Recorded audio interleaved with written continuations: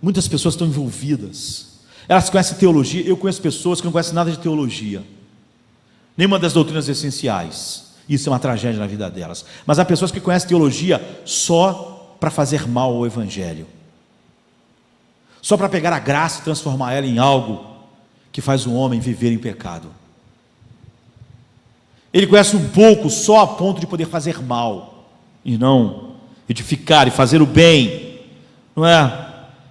E o homem superficial é enganado por todas essas coisas. Jesus quer que nós nos foquemos nisso, pensemos nisso. E como são essas pessoas? Quando você está olhando para o mundo cristão e quer encontrar pessoas enganadas, e quer olhar para você mesmo, como Paulo mandou em 2 Coríntios, elas são pessoas que estão sempre buscando sentimentos e experiências, bênçãos, curas, anjos. Elas estão sempre interessadas no subproduto da fé. Elas não estão interessadas em Cristo. Elas não estão consumidas pela sua glória. Elas não querem conhecer mais de quem é Cristo. Elas não têm esse interesse. Elas acham mensagens sobre isso sacais. Elas não vão aos cultos aprender sobre Cristo, para saber como honrá-lo, amá-lo, servi-lo, viver para Ele, proclamá-lo, confessá-lo, dar um testemunho verdadeiro. Não! Elas estão orando: me dê uma bênção, me dê uma experiência espiritual, me dê um sentimento, me dê a cura, me dê a prosperidade, ou me dê a salvação, enquanto eu posso viver como um mundo.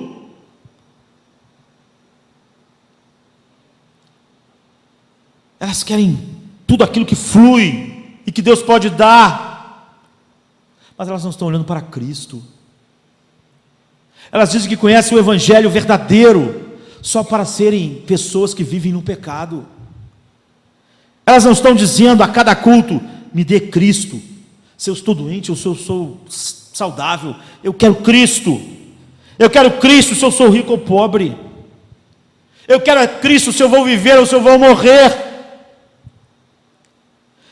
Eu quero Cristo que arranque os meus pecados, que guie a minha vida, que seja o meu rei, que seja tudo para mim. É por isso que eu venho ao culto. Eu não me importo se eu recebo alguma coisa, eu me importo se eu tenho Cristo. Eu me importo se minha vida o honra.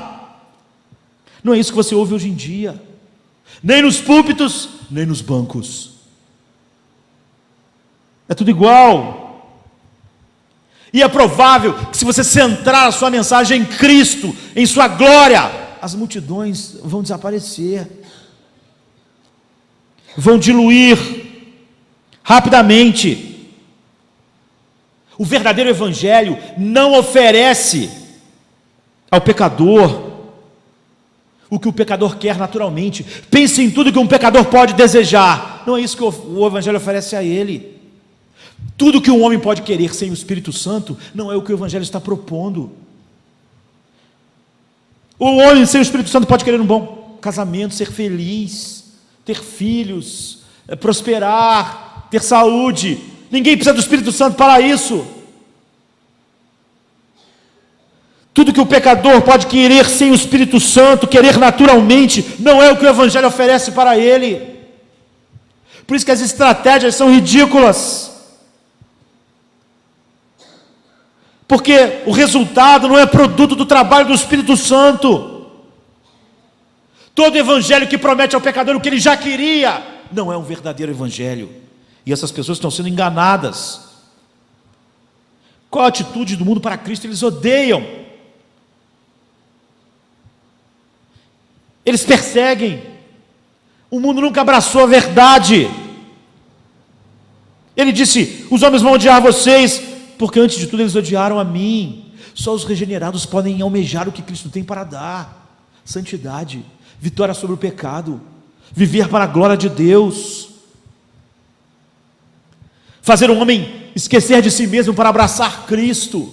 Nada disso é natural. É isso que o Evangelho veio dar. Tudo que o homem pode desejar, que ele já desejava sem o Espírito Santo, não é o que o Evangelho veio dar a ele. Você pode ver que as pessoas enganadas são pessoas que estão comprometidas com a igreja e não com a verdade. Elas são a igreja que elas estão. Elas podem mudar suas convicções, se elas mudarem de igreja, porque elas não estão comprometidas com a palavra de Deus. Se alguém diz que daquela outra forma ela pode se conectar com Deus, então está bom. Se eu posso fazer isso e ainda continuar ligado a Deus, então essa é uma ideia melhor do que a outra. E ela vai buscar isso. Mas não é esse tipo de compromisso que eles foram chamados a viver. A lei de Deus expressa o seu caráter santo. Seus filhos sabem que Deus não muda. Se converter é amar o que antes você odiava. É gostar de fazer coisas que você não gostava antes. O homem natural não gosta da verdadeira oração, da verdadeira adoração. Agora ele ama. Essa é a conversão. Se converter é dizer para o homem natural: você vai ter que odiar o que você gosta hoje. Você está pronto para isso? Odiar tudo pelo qual você vive?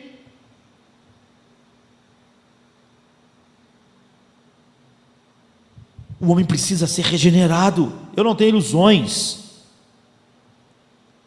Graças a Deus, pelo menos eu sei, porque as pessoas vêm aqui em Jardim da Luz assistir um culto. Você não pode vir aqui para ver a nossa grande programação, porque ela não existe. Você não vem aqui ver uma banda de rock a cada mês, porque elas não vêm aqui. Você não pode vir aqui porque o próximo culto vai ser muito inspirador, nós vamos vestir uma roupa esquisita e vamos ser extremamente interessantes. Você não pode estar aqui no domingo que vem agora, porque nós vamos ter uma novidade, que é a última novidade que nós bolamos para o próximo culto.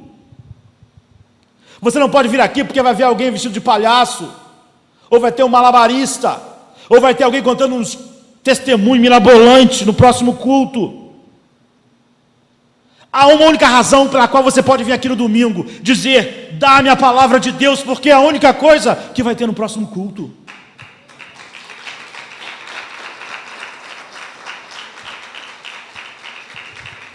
Essa é a única razão que você pode estar aqui.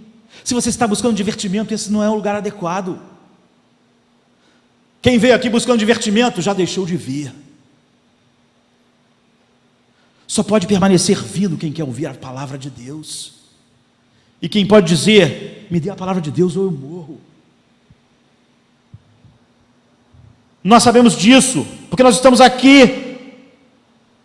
E porque culto após culto, nós não estamos com novidades, a não ser buscarmos a verdade de Deus. Muitas pessoas não vão à igreja por esse motivo. Muitas pessoas falam para mim: ó, pastor, eu mudei para não sei aonde, aí, como é que está lá? Não, achei uma igreja, é boa a igreja, como é que é? Não, é pertinho lá de casa. Não, tá, é pertinho, daí. Mas, como alguém pode escolher uma igreja porque ela é perto? Mas essa é a razão. É como buscar um colégio, ou um clube, sei lá. Sabe? Ela tem uma ótima estrutura, as pessoas são muito amáveis. Essas são as razões erradas. Não é difícil descobrir então onde as pessoas estão, porque elas estão. Então, se as pessoas vierem aqui, continuarem vindo aqui, é porque elas querem uma coisa: a exposição constante da palavra de Deus. Porque se a pessoa não quer ouvir a palavra de Deus, ela não tem o que fazer aqui. Isso aqui não é substituto para o cinema, nem para a noite, nem para a diversão. Na maioria das vezes, então, se a pessoa vier com essa ideia, ela vai ouvir um sermão e dizer: eu não volto lá mais. Se a pessoa não estiver interessada pela palavra de Deus, eu posso até dizer para elas: esse é o lugar errado, não é o lugar certo. Mas a maioria das pessoas enganadas, que se auto-enganam, Elas não estavam buscando o que o Evangelho diz que os regenerados devem buscar. Não é que a pessoa está completamente sem pistas do seu engano. Nós não podemos buscar a Bíblia por interesses acadêmicos, intelectuais. Nós buscamos a Bíblia pensando como podemos viver uma vida santa. Quem tem só interesses acadêmicos, disputas, na internet, debates sem fim, sobre coisas completamente sem importância. Aquela multidão não está interessada numa aplicação prática, numa vida de santidade. É uma discussão fútil, que não está levando elas a lugar nenhum.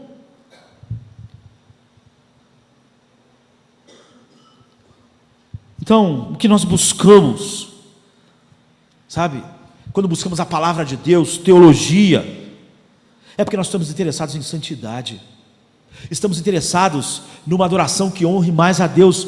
Cada vez que eu conheço mais a Deus, a minha adoração pessoal cresce. Então, quando nós trabalhamos sobre a palavra de Deus, nós estamos buscando pureza para os nossos corações.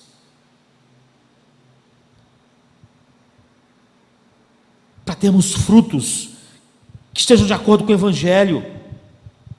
Nós queremos coisas mais profundas a respeito de Deus. A cada verso que eu estudo na Bíblia eu penso: Deus, me faça conhecer mais de Ti aqui, até que aquele texto explode em nós, sabe, numa cacofonia de vozes celestiais, que nos mostram a grandeza de Deus, Sua glória, que nos leva a adorá-lo de uma maneira mais profunda.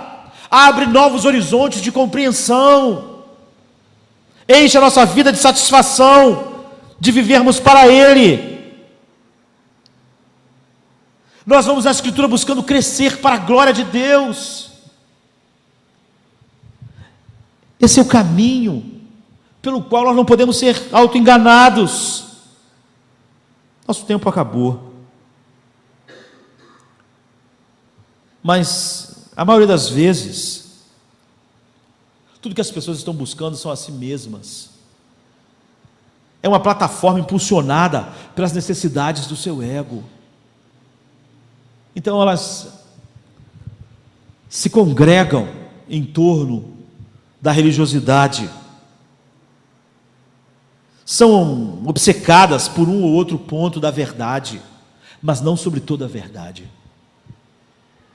Não sobre como ela influencia a vida toda.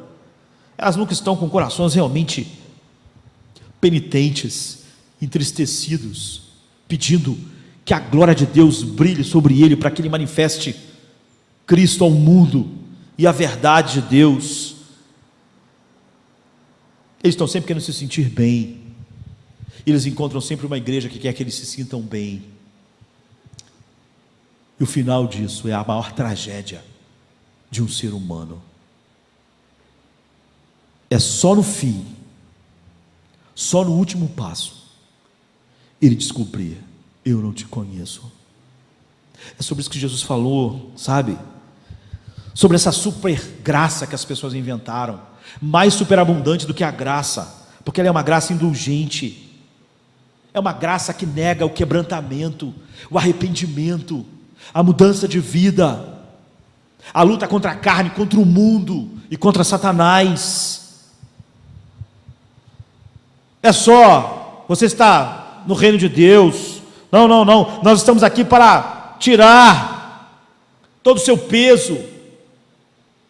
Essa é a mentira do caminho largo. Ele parece bonito, ele parece ser mais cheio de amor, ele parece ser e ter pastores mais interessados e mais bons do que o caminho estreito. Ele fala sobre um Deus que está pronto a ouvir as pessoas e atendê-las e não em transformá-las. É triste dizer, mas essas pessoas estão em torno da igreja visível, não é? São muitas, e o nosso texto diz: elas dirão Senhor, Senhor. Somos nós. Só para ouvirem de Deus, de Cristo: apartai-vos de mim, eu nunca conheci vocês. É óbvio que isso pode não ter parecido um sermão bem-humorado, em que nos fez dar muitas gargalhadas, Mas por que razão um assunto desse nos faria dar gargalhadas? Quando pensamos na maior tragédia de um ser humano, que é pensar estar bem com Deus, quando na verdade não compreendeu nada a respeito dele. É uma espécie de loucura, o auto-engano. É tão trágico pensar em palavras vazias, sendo pronunciado por corações vazios, sem a verdade, sem o Evangelho, só para chegar no final e ouvir a sentença de um tribunal que diz não. Dizer Senhor, Senhor não bastava. Você e eu devemos ser consumidos por um desejo de ser santos e justos diante de Deus, buscarmos o seu reino e a sua justiça.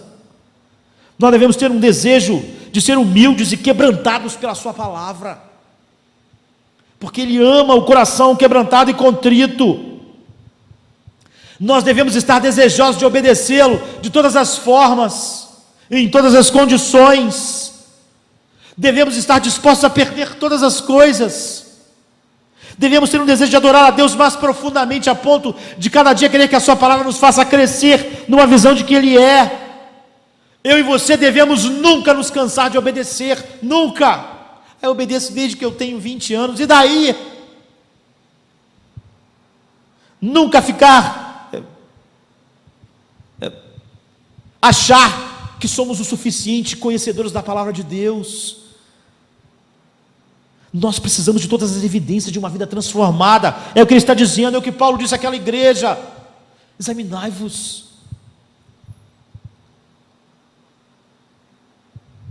Então, o que nós podemos fazer para a nossa geração é pregar a verdade e orar: Senhor, dê às pessoas uma fome e sede de justiça, dê a elas um amor profundo por Cristo, faça-lhes verem tudo que Cristo é, dê a eles um desejo de brilhar a santidade de Cristo no mundo de trevas.